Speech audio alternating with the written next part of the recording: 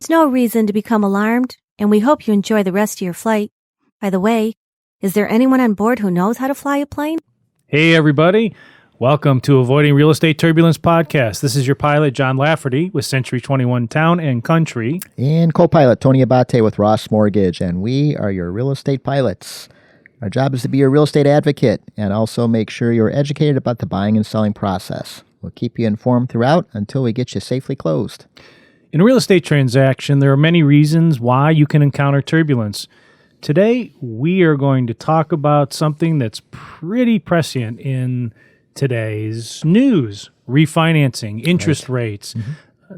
So, Tony, I have a lot of clients that are starting to ask me whether or not this may be a good time for them to refinance, and what things they should think about, and how do they know if the rate that they're getting is worth it, and how much should an interest rate be less than what they're currently financed at to make it worthwhile? So all those kinds of questions I get, and I don't know what to tell them, so I always send them to your way to talk to you about it. So maybe we can talk a little bit about that today and maybe shed some light on the whole process. Yeah. Well, thanks for that, John. Yeah, interest rates are really attractive right now. Contrary to what all the pundits were projecting at the end of 2018, interest rates are very, very favorable, and there's predictions that they're going to reach all-time lows in the relatively near future. What would be an all-time low? Oh, gosh. So 30-year fixed-rate loans in the low 3% range. We kind of bottomed out in the 3.5% range a couple years back, and we're close. I mean, we're in the high threes right now. So there's a lot of signals that are suggesting that that's going to happen. And whenever this happens, the chatter about refinancing certainly picks up, and you certainly see the advertisement, the blanket statement, now is the time to refinance. And kind of to your point, I would say, well, sometimes it is, and maybe for some people it is, but it takes an analysis, just like anything else does. But the opportunity is there. Interest rates are very favorable right now. Yeah. The thing that I would advise relative to that is, when interest rates do go down, they can be fleeting. When the experts are projecting that interest rates are going to go down, they never go down in a nice, convenient, linear, straight line. It's a bumpy ride, and in fact, even though there's a lot of chatter about low interest rates, over the course of last week, they actually increased by about 0.25%. How does that happen? Yeah. So for in the course of a week's time, that's pretty extreme. So the predominant trigger most recently had to do with the talk about the tariffs. Okay, are they on? Are they off? Are they good? Are they bad? Tariffs affect interest rates for people to get a mortgage loan? Yes, they do. And I'll even go one step beyond. The talk of the tariffs affect the interest rates. They don't even have to be there. It's just the conversation about they're coming, or we're thinking about it, or, hey, watch out, China, whatever the case may be. So interest rates are always a function of the strength of the economy. And one of the overriding things that's thought about right now is that, well, as tariff activity increases, there's suggestion that will be good in the long run, but in the short run, it's going to pinch the economy. Goods and services get more expensive, regardless of who's responsible for the tariff. At the end of the day, the consumer really foots the bill for that when you think about it. And when that kind of thing happens, the economy tends to slow because people just can't buy as many goods and services. The economy slows. Supply inflates, demand goes down. Prices drop. Right. Yeah. So when those things cause the economy to slow, that always tends to bode well for interest rates. That's kind of where we're at right now. But then most recently, as there was suggestion from Washington, hey, maybe we'll give China some breathing room, maybe we'll give them a break. Well, then the economy the experts on Wall Street decided that, things are in good shape, so let's jump back into the stock market, and interest rates started to climb in response to that. Yeah, I know. It's an illogical chain of events for sure. Yeah. It's a worthwhile pursuit for folks to get a mortgage checkup now, no doubt about it. It's one of those things where the cost of money is really low right now. So it's the cost of a phone call to find out if this is something where a homeowner should strike and refinance their home. Okay. Where does the whole process start then? Mm-hmm. They give you a phone call and say, Tony, hey, I'm bought this house a year ago Mm-hmm. and my interest rate was here. Do you think it's worth looking into refinancing? Mm-hmm. So you and I were actually talking about this the other day, and one of the things that I hear people mentioning over and over again are zero out-of-pocket costs refinancing, or you pay the costs, and over a certain number of years, if you're staying in that home for a certain number of years, you're saving this amount of money over that period of time. Mm-hmm. Can you kind of go into detail about those? Maybe some scenarios about how that works. Is a no cost refinance mean that you're just rolling the money into the loan and that's why it's zero out of pocket? Yeah, that's a good question, because there are two different things. There's a genuine no cost refinance, and in my book, no cost means no cost, and that's the way it should be presented to a consumer. And then there's no out of pocket refinances, and the difference between the two is a person can have costs associated with the refinance, and it's a mortgage, so it's going to have closing costs like any other mortgage would. But if somebody borrows a little more money on that refinance mortgage to pay for those costs, it's a no out-of-pocket refinance. Doesn't mean it's a no-cost refinance. Just means it's no out-of-pocket. So a consumer needs to ask those questions. And back to your initial question of where does a person start? Where do you go? And the first place is really, well, where do you stand presently? Present interest rate, present balance, at least a guesstimate as to where the value of the home is, and what are you looking to do? Are you gonna be staying in the home for a duration of time, or maybe the future for employment says, hey, I'm going to be transferred in 2 years? Is there opportunity to maybe pay off that loan in the reasonable future that should be taken into consideration? So step one is analysis of where does that person stand right now. Okay. Yeah.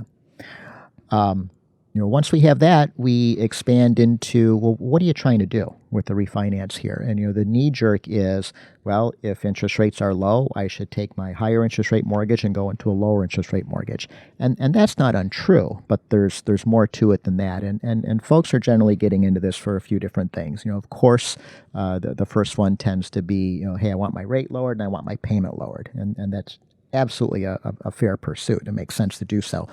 But sometimes folks can do a refinance, and maybe the interest rate doesn't change a lot, but they can remove the PMI, the private mortgage insurance on the loan. That is money that's being spent monthly that at the outset, when that person bought the home, that was a legitimate cost, and it helped them buy a home where maybe they couldn't otherwise buy it. Now that they're in, it's really just money that's being paid monthly that's not working for that individual. A person might want to shorten the term of the loan. One of the things that we'd like to do is say, well, hey, you're in a 30-year fixed rate loan now. Maybe you can get into a 15-year rate loan or 15-year loan. Not only is the interest rate going to be lower, but of course the overall interest expense is going to be smaller because of the shorter term. And it's an interesting analysis to say, well, you know what? My payment isn't going up all that much, and I'm cutting that loan in half. That's a biggie. And then the last thing is folks will seek to sometimes do debt consolidations or home improvements by using newfound equity in their home as the market has run up over the last couple of years. In order to do, the last one there, would you typically just call that a cash out refi? Exactly. Mm-hmm. So if somebody wants to do a cash out refi, what's the minimum amount of equity they need to have in that home in order to justify that? Mm-hmm. Do they have to have at least 20% in there in order to do cash out refi? Right. That's exactly the magic number for most loans. So, and to expand on that, that's really what the equity position cannot exceed after taking that cash out. So, round numbers, if somebody owns a home and it's worth $100,000 and they owe $50,000 on that home, we could do an $80,000 mortgage, which would put $30,000 cash in hand, and then they've now financed 80% of the value of that home. Does the lender follow the money at all? So in other words, take that scenario, he does a $30,000 cash out, he's got $30,000 in his pocket, and decides to travel around the world for a year. No, to be honest with you. There's one exception to that, though, because we do ask, and 90% of the answers, well, we don't care what the answer is, but there is a category where we do care, and that is if they're going to use those loan proceeds to purchase another piece of real estate. If that's the agenda and it's appropriately disclosed, well, now we got to factor that in, because now there's another piece of property that's going to have expenses that come into play. Interesting. Yeah. But, the numbers are compelling. Can I give you a couple of scenarios? Yeah, please. Let's run through a few scenarios. Yeah. So we won't go too deep into numbers. It's tricky over audio where we don't get to write it on a whiteboard or anything. But so an example, if somebody has a $200,000 mortgage and they're at 4.75% right now, which really, on the grand scheme of things, is not a terrible rate. That's a house that you bought back in February, March. Well, you're right. Yeah. It's not that long ago. Over the life of the loan, that individual would pay $175,400 towards interest on the loan. Now we're kind of being textbook here, because the reality is most folks don't see their 30-year loan from beginning to the end. Life events happen, but mathematically this is important. If they refinance from 4.75% to 3.75%, then the interest expense over the life of the loan is $133,400, which is a $42,000 difference.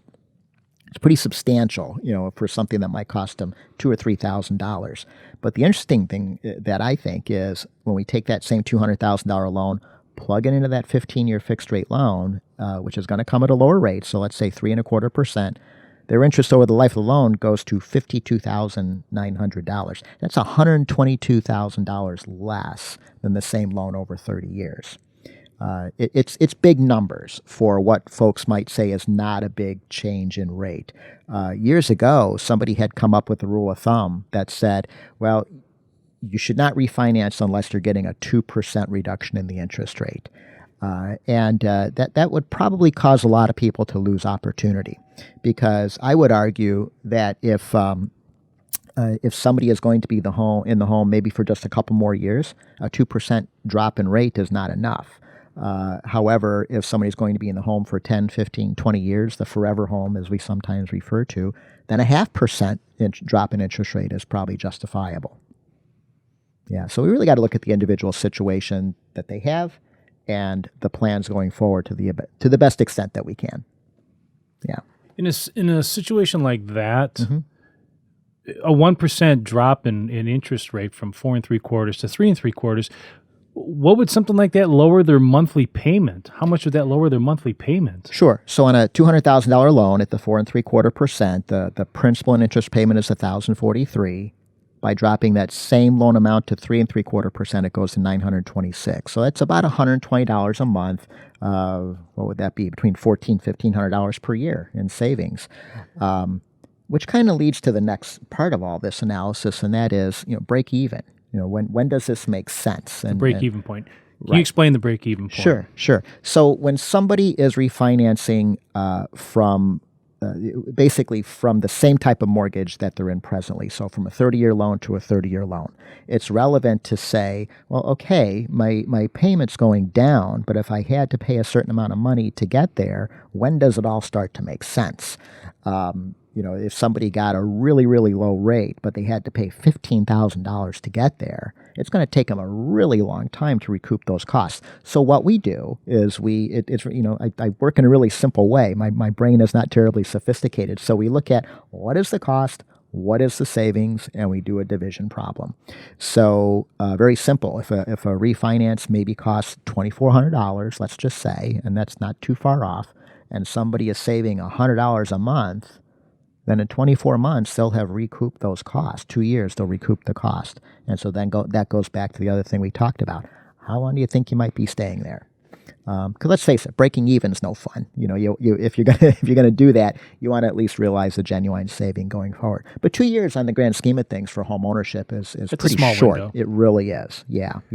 Doesn't really work when you're going from a 30 to a 15 year or doing a cash out. You've got other elements that you have to take into consideration. It's not quite the clean break even analysis. Well, sometimes going from a 30 to a 15 year could work, especially if they have enough equity in the home and they refinance and they're refinancing a smaller amount for those 15 years to pay it off quicker. It would make sense then. It does. And in fact, one of the other things that I scratched out this morning, that a loan balance doesn't stay in place. Folks pay it down. And so one scenario that I came up with is that, well, let's say somebody did start out with that 4.75% mortgage to $200,000, and then they came to see us 5 years down the line. Okay, and here we are 5 years later. Rates are about 3.25%.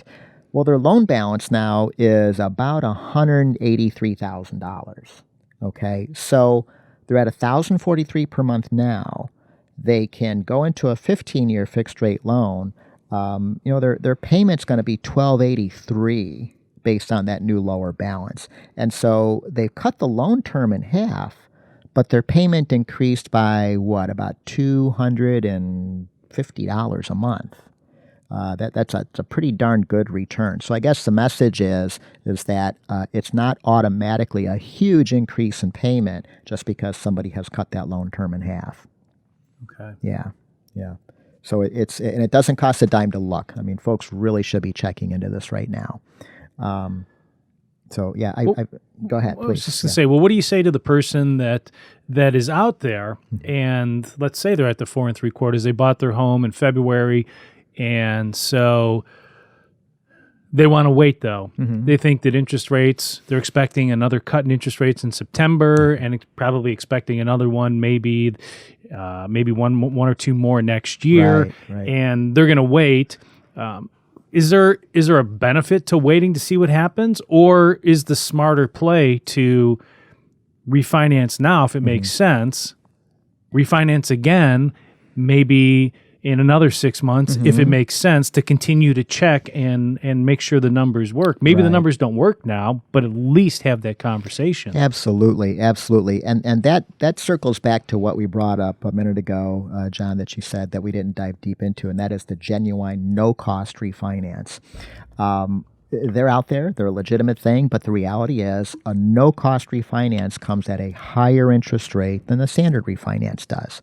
On the surface, that might sound like a bad thing, but not necessarily. So here's an example. I mentioned, 30-year fixed rate loan, 3.75%. Well, maybe somebody can do a loan at no cost, but their interest rate's going to be 4%. Okay, so they're above the market. But as we started out the conversation, you got to look at where they're starting at. Where do they stand right now? If they're at 5.25%, and they're going to 4%, which isn't as low as they could go, but they can go to 4 without any cost at all, there's nothing to lose. So they have that big spread. They dropped their rate, of 1.25%. They didn't spend a dime to do so. Their break even basically happens with their first house payment. So let's take it one step further and talk about the scenario that you mentioned. What if there is a concern that the rates might go down further? That's a perfect tool if that's what a person's thinking. If they're already at a rate that they know is higher than the market, they know that there's some opportunity now, but they think there's going to be opportunity in the future. Well, a no-cost mortgage kind of straddles that fence, because they could do that second refinance if they're right and get that lower interest rate.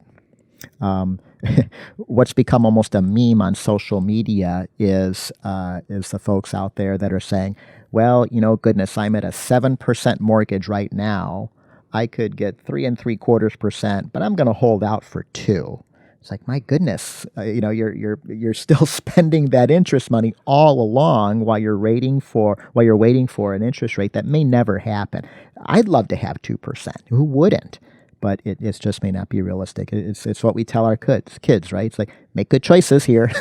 If you're going to financially benefit, it's risky to wait for a future event before you pull the trigger. It's true. Yeah.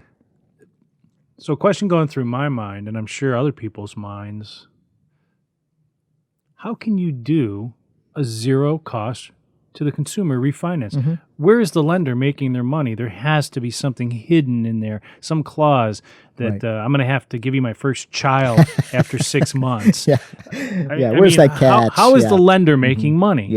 Right? Well, and I will tell you that I have no qualms at all about being very transparent with folks on how this works, and hopefully other lenders do the same. But it basically has to do with the value of a loan at a given interest rate. Okay. And so let me deck up an example. So if a plain old vanilla standard 30-year fixed rate loan is at 3.75%, and that's kind of my strike price. That's what I need to close a loan at to earn my typical profit. Okay. So in doing so, I would have to tell that borrower, okay, well, this is my par level, if you will, of the interest rate. But all the costs necessary to obtain that financing, you got to pay. You got to pay the appraiser, you got to pay the title company, etc. Well, if I offered that individual loan at 4%, I've now got a loan that has more value. It's a note that's going to pay off a higher rate of interest to the lender. It's more valuable to have, and so I'm essentially telling that borrower, if you agree to take that higher interest rate, I'll pay those third-party costs that we were talking about a minute ago. Because even though I'm paying those costs, the fact that I'm closing a more valuable loan kind of brings me back to sea level. And it's 6 1 half dozen another to me as a lender. I think where the consumer has to be careful is it goes back to that question, how long are you going to be there? Because needless to say, over time, that 4% rate is going to be measurably more expensive than the 3.75% rate where they paid the costs. In fact, probably far more than what those closing costs really were. So if you have somebody who's only going to be there for, the plan is within 7 years, moving up, then that probably makes sense. Yeah, absolutely. And no trickery. You know, we put them side by side. Here's what you can do if we pay the costs. Here's what you can do if you pay the costs. And neither are necessarily a bad choice. It's which of these choices fits best for that consumer's plans going forward. That makes sense. Yeah. Can we explore the scenario of someone we both know currently who's thinking about refinancing? Yeah. Because their taxes, they got the big tax bill, the big tax hit. Yeah. And this is something that I hope the realtors are having a conversation with their buyers when they're purchasing a home, especially when from a seller that's been in that home for 10, 15, 20, 30 years, because those taxes are going to go through the roof. And if you don't have that conversation, then they're going to end up getting a bill that's crazy. Right. And so what does the lender do in that instance, especially if they've been impounding for taxes and insurance? Can you explain that process and how that works and the conversation that probably a servicer is dreading to have with that new owner of the home? Yeah. That's a tricky situation, but it goes back to what you were talking about, John. It's informing the consumer appropriately, and I know you do this. Somebody finds that perfect house, and it's hitting all the right buttons. It's where they want it. It's the room size they want, et cetera, et cetera. And then, hey, great news! The taxes are $1,200 a year bonus. And I know the first thing you say is, hey, pull the cord on the parachute here. We got to talk about this a little bit because those taxes are artificially suppressed. It's just that quasi broken part of how the Michigan tax laws work that is intended to keep a homeowner from having sticker shock, but then the sticker shock is really just transferred to the new owner in the second year of them owning the home. So what happens is that a lender is compelled to set up an escrow based on the taxes that they know to be. And in many cases, that is a much lower figure than what they're going to be next year. But we can't just arbitrarily over escrow. Okay, there's accounting provisions that prevent that. But we can have, like you said, that conversation with the consumer that says, look, taxes aren't static. They're going to change on you going forward. But let's assume that conversation doesn't happen and the scenario that you decked up happens, and that is, the taxes are $1,200 this year and they're $2,000 next year. What happens with their current mortgage? Well, two things have happened. maybe more than 2. So the lender's going to keep paying those taxes if that consumer has an escrow account on the mortgage, even if they're higher than what the projected taxes were. But then what happens is that servicing lender reaches out to that poor surprised homeowner and says, hey, your escrow is short because we just paid a bigger bill than what was expected.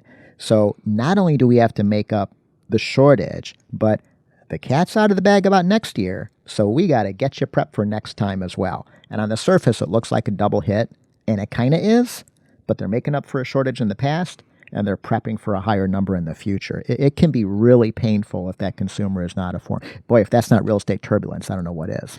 It really is complete turbulence in that regard. And, in this particular instance, he was prepared, but that didn't lessen the blow when it actually happened. And he got that call from the servicer saying, hey, you need to cut us a check for this. Right. Oh, and by the way, your payment's going to go up this much per month unless you're willing to escrow this much. Right. Yeah. So in a case like this, I mean, he's a classic example of somebody that really should be looking at refinancing. Right. And maybe it doesn't work right now. The numbers don't make sense, but maybe in 2 months, maybe in 5 months, maybe next year, maybe it makes sense at that time. Yeah. And you know what, John, this is a good dialogue because on the surface, the legitimate question would be, well, hey, we're talking about the real estate taxes. They are what they are. How would a refinance help that? Well, what happens in most cases on a refinance is that a homeowner does fold in costs and escrow, if they have an escrow, into that new loan. I like that. Yeah. They fold in costs. It's like folded in the cream when you're trying to make whipping. It really is. And again, full transparency with it. It's like, hey, you owe $120,000. Your costs are $2,000. You don't want to pay anything out of pocket. Great. We're going to lend you $122,000. And the same idea can happen with an escrow balance as well. So we're not causing a deficiency to go away when we refinance somebody whose intent is to not only lower a rate in a payment, but also to recast or rebalance an escrow account. All we're doing is taking a deficiency that they would otherwise have to write a check for and including it into the amount that they borrow. Arguably, would you want to pay interest on that? Not necessarily, but if you don't have the liquidity to write that check, it's really the next best option. So we can resize that escrow so it's set up properly. A homeowner is always going to skip a payment in a month before they start making those house payments. It's not a freebie. It's just the way the mechanics work. But that allows them to kind of get their bank balances prepped for what their payment might be and those new taxes. You can't escape that tax guy. They're just going to be there. Can we stay on this for a second? One of the questions that always comes up at closings are, okay, so we're going to pay off your loan for your lender, Mr. Seller.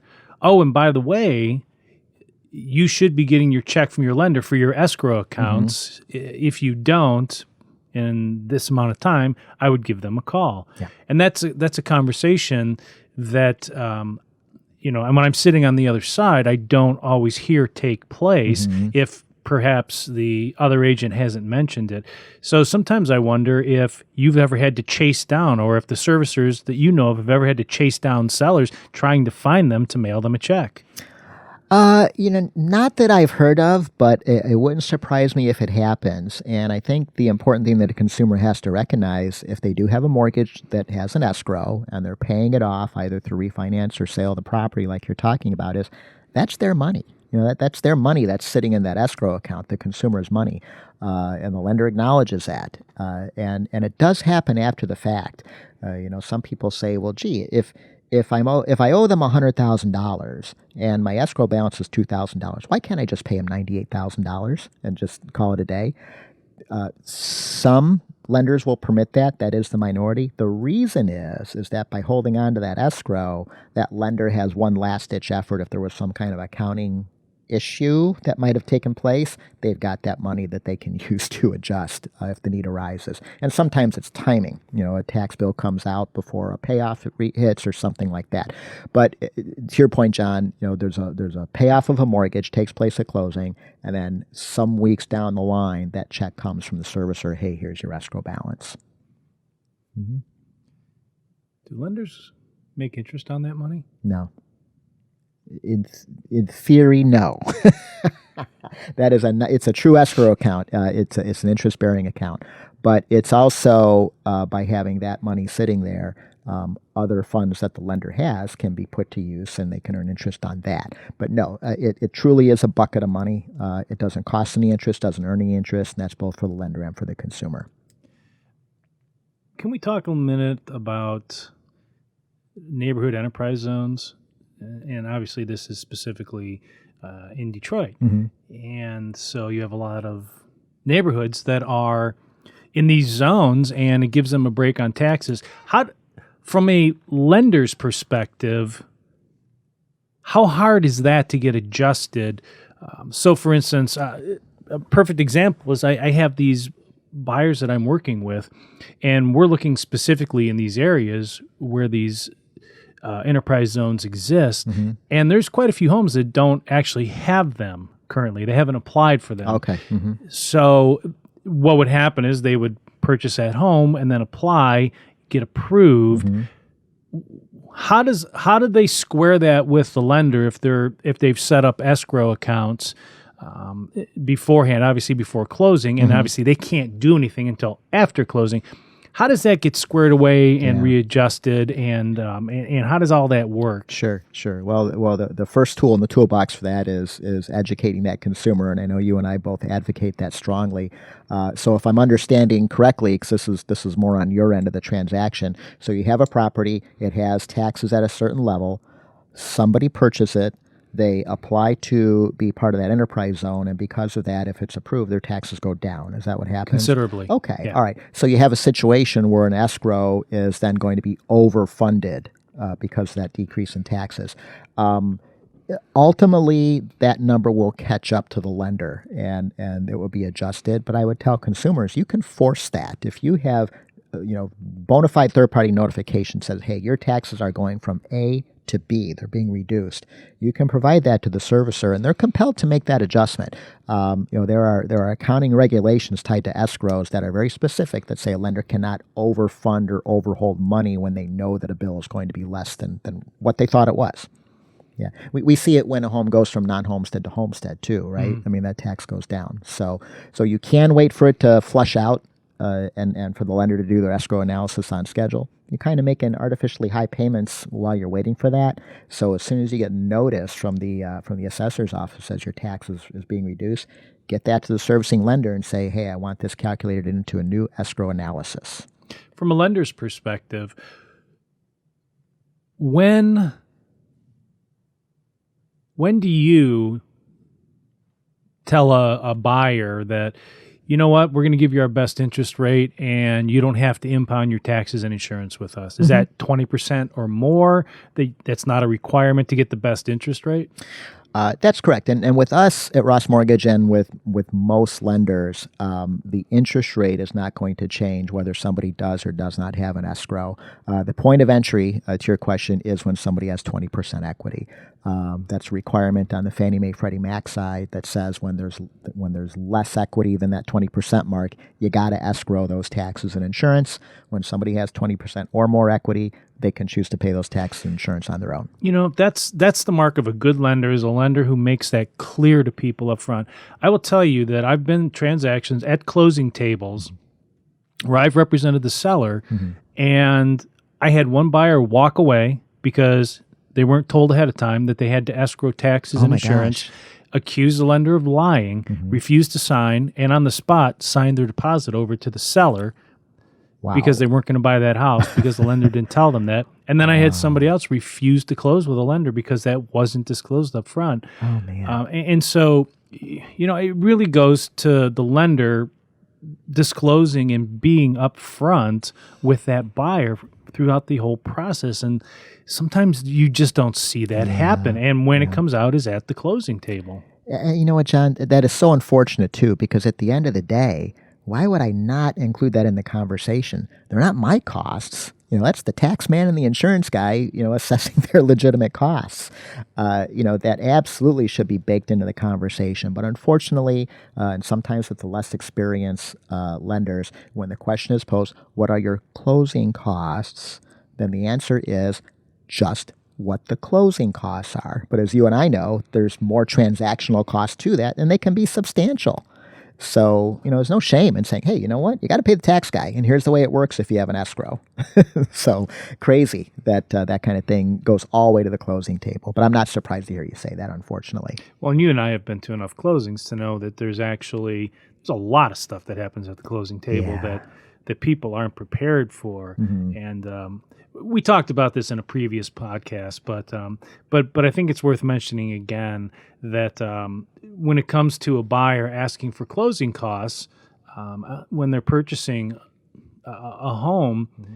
and sometimes asking for way more than they need, and it can't be used. Right. And so having a lender that actually knows what the hell they're doing to have that conversation ahead of time to say, hey, here's the property taxes on this property.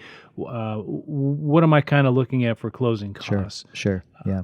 That is important stuff, because no buyer wants to get to the table and find out that, well, I asked for 3% closing costs and I had $6,000 to use, and my lender can only use $4,200 of it. Yeah. I'm losing $1,700. That's going back to the seller. Right. Yeah, it does happen, and Johnny hit the nail on the head. It's good education on our side and on the realtor side too, to say, let's be very methodical about exactly what's happening, and are there repercussions? Are there unintended consequences? Let's walk it through from start to finish. It's not rocket science, really, when we're walking folks through those numbers. But it does lead to some unhappy clients at the closing when it's not discussed properly. Yeah. For somebody who hasn't done a refinance before, can you talk a little bit about what standard costs they can expect when they refinance, if they're going to pay out of pocket, and they don't want to roll it in, or they don't want to pay a higher interest rate? They want the best interest rate to refinance. What are their typical costs? Sure. Great question. That kind of leads into 4 tips that I wanted to pass along. So as I mentioned, I didn't see you had 4 tips. That's there. okay. Yeah, they're like hiding it at the bottom. Hey, Yeah. right. So a refinance is a mortgage, right? And so we have to do the same things that we would have to do on a purchase mortgage. It's just that there's that conversation about the seller side that doesn't come in. So we still have to appraise the property. We still have Wait, to. hold on. Okay. I know where you're going, but go ahead. You know where I'm going with this? I think. Go ahead. Okay. Yeah. A refinance appraisal. Uh-huh. Same as a purchase appraisal? Yes. Same report. Mm-hmm. This is interesting. I have had people who are selling their home, they refinance, and 6 months later find out that they're getting relocated and say, well, we've got to sell, and I would sit down with them, and here's where value is. Oh, no. We just had an appraisal done on a refi, and it said that our property's worth this much. Yeah. And it's, $10,000 over where the value is. Right. I'm looking at the comparables. So I say, what the hell happened here? How can this be? All these facts are right in front of us. So no difference, huh? No, it is literally the same report. It's the same format, the same rules of engagement that the appraiser has to happen. But here's my comment on that, though, because that's a worthwhile question. I don't think it's all that unusual. But you and I know that if there's a particular property and we put a bunch of appraiser names in a hat, we pull out 5, we send them out there, there's going to be a spread between what those appraisers say. It's an imperfect science, and it's got subjectivity as well as objectivity. So hard to know without knowing the particulars, but it could have just been just because of a more aggressive or more conservative appraisal being done at the time. It could have been a different data. I mean, if there were... Seller flirting with the appraiser. Flirting with the appraiser. You never know. And I know this just hasn't happened to me. This has happened to Steve, who we both know. This has happened to other realtors where I'm holding this appraisal from a year ago when I refinanced. It's saying my house is worth $390. You know better. That's not where it's going to sell. Right. You list it at that price, and it sits, and it sits, and it sits, and it sits. And then eventually it sells for 25, 30 grand less because that's where the market was. Sure. So it's odd to me that I don't know, it just seems like on a refi appraisal, the pressure's off to be more conservative. I don't know. That's probably not true, but it just sometimes feels like that because they always want to wave that refi appraisal at you when you come out to list their home. Right. Yeah, I would tell you emphatically that the rules of engagement for an appraiser are the same. The data moves, though, right? I mean, of course, you have the comps that existed at the time, and then you have the market at the time of the refinance, and then you have the market sentiment that exists. When you're trying to sell that home, and have comps close in the meantime that point the needle a little bit lower. Who knows? But that's I think it's a reasonable starting point.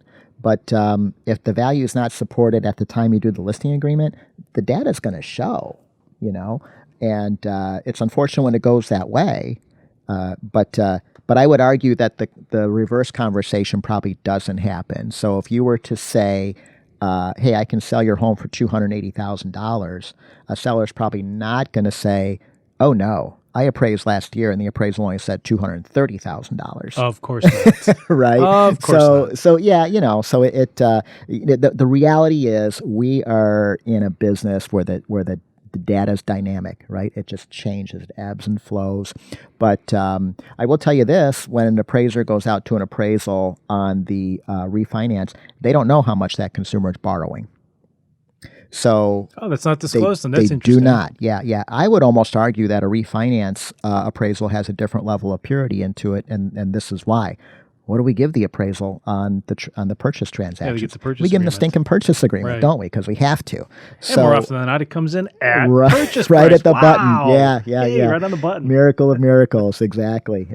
But that's a fair conversation. I guess I would just sum that part of it by saying it is an imperfect science. It just is. It's a look in a rearview mirror, and it's someone's conclusion of value based on data as they see it. Yeah. So, and half the time it's a logical conversation, and half the time it's not, depending on which way the market's going, But I wanted to pass along some things. Please. Real quick. Yeah, no, that's good conversation. I'm glad you brought that up. So the first thing to know when I have conversations with a consumer about maybe why they're hesitant or why they don't, you probably won't have any out-of-pocket expenses except the appraisal on a refinance, and so it's pretty financially friendly to go through that. No title search required? Not up front. Okay, we're Okay. talking out-of-pocket at the start. Okay. Oh, right. Yeah. Just like a purchase. Right. But you know what? To get back to your question, because we started talking appraisals, the costs are really similar: refinance versus a purchase mortgage. The closing fees from the title company are a little bit less because they don't have quite as much work to do. But by and large, you're running $2,500 to $3,000 for a typical mortgage, whether it's a purchase or a refinance at this point in time. Somewhat lower on lower loan amounts, somewhat higher on higher loan amounts. Okay. However, because you do have the ability to incorporate that into the loan, you're probably not going to have any out-of-pocket expenses except the cost of the appraisal, and an appraisal might not be needed. That's probably another show, but that you may not have to have that. Yeah, we'll have to dig into that sometime. Yeah. You certainly have to look beyond just the difference in the rate and the payment. Like we talked earlier, you gotta layer in there, well, how long am I going to be in that home? What are my other financial needs? If somebody sees the efficiency of a 15-year loan, and that's their choice, but at the same time, they've got high interest rate consumer debt that they're struggling to do only the minimum payments. Well, a 15-year loan is probably not that consumer's best choice. We got to look beyond the difference in rate and payment. We talked about break even. That was one of the things. You should always ask your lender about that kind of thing if you're going from 30 to a 30-year loan or a 15 to a 15-year loan. And then the last thing, that the no-cost options are usually available, but are not always the best option. We talked about when it can and cannot be. The other thing that I would say relative to that, especially when rates have been favorable, is folks making the decision to lock in their interest rate or float their interest rate when they're doing a refinance loan.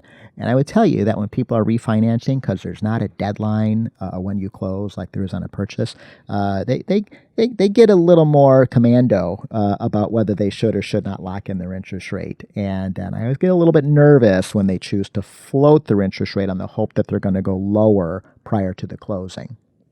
Hold on. Hold on. Mm-hmm. So you're telling me somebody can call you up today and say, "Hey, Tony, I want to refinance, get everything in place," and they can put you off for a month, 2 months to see if rates are going to go down maybe the next time the Fed meets and just stretch it out? They can. Yeah. Now, ultimately, stuff is going to start to expire. Right. So that's part of it too. But you need more documentation. Right. You need to resubmit things. Yeah. You can have an appraisal expire. No, because you know what? I try to keep a more simplistic view on the refinance, and that is, here's what I can do for you right now. Are we hitting your goals? If we're hitting our goals, then let's pull the trigger and do that instead of speculate as to what the future might hold. If somebody says, "Well, I'm not hitting my goal right now, but I want to get it going," on the hope and prayer that rates are going to go lower, that's a risky thing. That's a trip to Las Vegas without the free drinks. That's the wrong kind of a gamble. So when you get really simplistic on locking or floating interest rates, there's three scenarios. Rates could go lower, rates could go higher, or rates could stay the same. In two of those three scenarios, it is not a worthwhile risk to float your interest rate. It's not worthwhile to take the risk and then have rates go up. If you end up floating your interest rate and the rate stays the same, well, you took the risk for nothing. So the only time it really makes sense is if you're lucky enough in that 1 out of 3 scenario where interest rates float down. Again, this goes back to, hey, make good choices, kids. Don't gamble with the wrong things. And you know what? An interesting analogy, it's not a whole lot different than buying a stock. If it makes sense to buy a stock and you buy a stock at a given price, you can't really lament if a week later the price is lower and you're kicking yourself. It still met your goal at the time. And so my advice to folks, if you're meeting your goals and you're hitting the nut as far as what you want to accomplish financially, you make that loan application, you lock your rate, and just don't look back. You've accomplished your goals. Question for you regarding the old liens once they refinance. Mm-hmm. Who's responsible for removing that lien? Mm-hmm. Luckily, not us, the lender.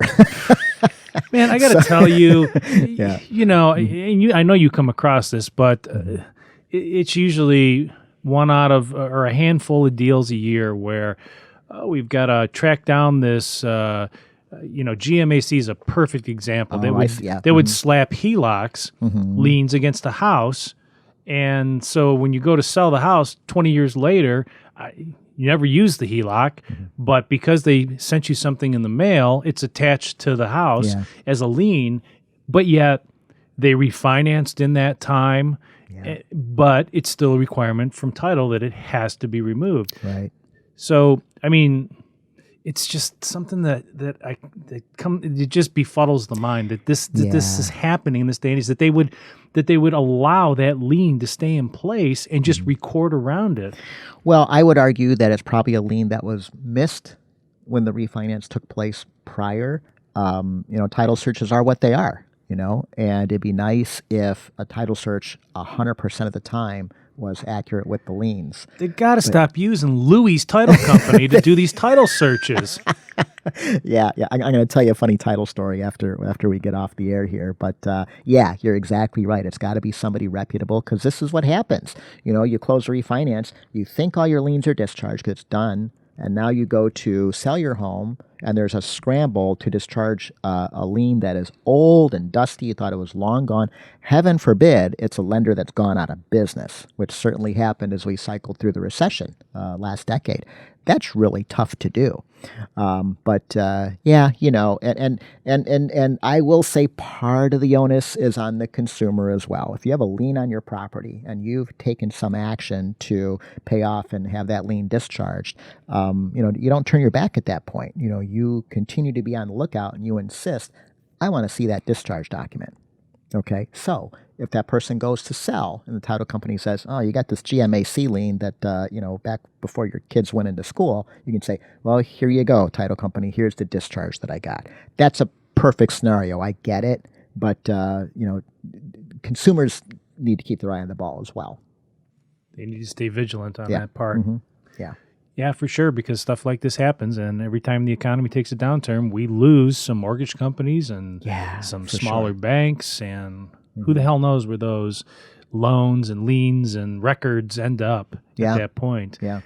GMAC they're spread out all over the place. Right. Good luck wading into that nightmare. Yeah, yeah. And you look at a situation, they stopped doing their lines of credit on properties. And so if the division is closed, how do you chase them down to get that discharge? It's a tricky thing to do. So it's, Well, so GMAC, Countrywide, IndyMac, all these.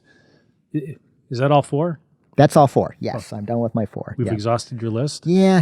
I could go on and on. But no, those are the things that I wanted to bring to the surface. Because I think some people avoid doing a refinance because of what they feel are going to be high obstacles. And my advice, pick up the phone. Let's have the conversation. It's a worthwhile dialogue. And if the timing's not right, I'll tell that consumer, no, you're sitting good. You're in good shape. What do you charge for that conversation? $0.00. What do you charge to explore those numbers to make sure that it's going to work or not work? Yeah, that one is $0.00, John. Really? Yeah. It's the cost of a phone call. Yeah, it's. I will tell you, and again, I'm advocating for the smaller lender. That is a tricky conversation to have when you're calling a call center to explore refinance options. I would argue that they're probably not going to go deep into how long do you think you're going to own that home. What are you really trying to accomplish, Mr. Homeowner? Here's our rate, here's our cost. We're the best lender since sliced bread. Give me your credit card number. You're obviously not talking about spaceship mortgage. Chicken bones, right? Yeah. Right. Yeah. We can't, we're not going to disparage any, but it happens, unfortunately. You get people that have limited training and take the order is basically what happens. And that's, there's a lot of money on the table. It warrants thorough conversation and thorough analysis. The thing I like about your company and you is that people have a personal phone call with you. They can meet with you in person. It's you handling it throughout. The only time another person gets involved is the processor when they may need additional information. But for the most part, you're involved throughout. Yeah. And it's one of the things that's changed in this industry with a lot of bigger lenders. If you're dealing with, some of the larger ones, you sit down with a person in a branch and have a conversation with them. They get the paperwork started. Then you're getting phone calls from India from that point forward telling you what they need, or from some cave in San Bernardino, California, about what else they need, and you've got to fax it, and then you've got to refax it, and then you got to... this kind of stuff, this is where customer service and being able to meet with somebody face-to-face becomes very important. Because sometimes you want to know who the hell you're dealing with on the other end of a phone and whether or not they're being truthful. Yeah. Well, thank you for that, John. I know we share a lot of the same philosophies when it comes to customer service, but even here in 2019, it's a transaction that warrants and requires hand-holding. And so, I tell folks when they apply, you're stuck with me until the end. So, it's not a comfortable thing to get into a situation. Press 2 for processing, press 3 for closing, press 3 for this. Like you want to go to, and that's one of the things we pride ourselves on at Ross Mortgage. It's one of the things I like. Thank you.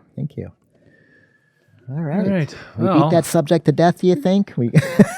with a wet mop. For sure. Yeah, good questions, though, and good dialogue. It's folks need to look into it. They really do. And I think that this topic is really, it's current because people. I've talked to enough past clients who are thinking about it, and I've talked to family who are thinking about it, and wondering when it's the right time to pull the trigger. Right. Yeah.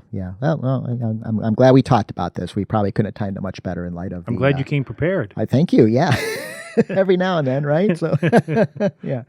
All right. Well, hey, thanks for listening to Avoiding Real Estate Turbulence. If you'd be so kind as subscribe, review, and rate, we would appreciate it. Please share with your friends, family, and coworkers that they too can find us on Apple Podcast, Google Podcast, and Spotify.